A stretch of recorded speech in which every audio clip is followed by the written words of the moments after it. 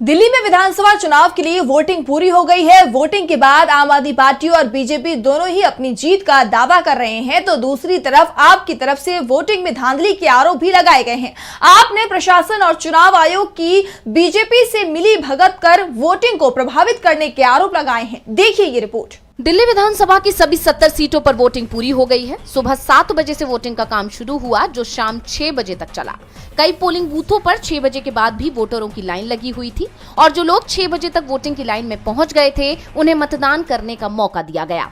शाम 6 बजे तक 61% से ज्यादा वोट डाले जा चुके थे। अब वोटिंग का ये आंकड़ा और भी बढ़ सकता है। 2020 के विधानसभा चुनाव में 62.82% वोटिंग हुई थी। ऐसे में इस बार ये संख्या पार होगी या नहीं, इस पर सवाल है। शाम 6 बजे तक सबसे ज्यादा 67% वोटिंग नॉर्थ ईस्ट दिल्ली में हुई। विधानसभा सीट की बात की जाए तो मुस्तफाबाद और सीलमपुर सीट पर सबसे ज्यादा 70% वोट डाले गए हैं। जंगपुरा सीट पर आम आदमी पार्टी के कैंडिडेट मनीष सिसोदिया ने आरोप लगाया कि बीजेपी के लोग नकदी बांट रहे थे। बूथों के पास 4 टेबल लगाकर बैठे थे। शिकायत मिलने पर भी कार्रवाई नहीं हुई। वहीं आपके राज्यसभा सांसद राघव चड्ढा ने आरोप लगाया है कि नई दिल्ली विधानसभा क्षेत्र में बूथों के बाहर तैनात सुरक्षाकर्मी हमारे रिलीवर्स को अंदर नहीं जाने दे रहे।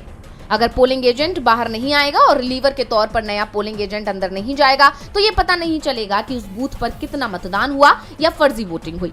ये पता नहीं चल पाएगा। वहीं आप सांसद संजय सिंह ने कहा कि नॉर्थ एवेन्यू एंड ब्लॉक में 2000 से 3000 रुपए बांटे गए और लोगों की उंगलियों पर स्याही लगाई गई।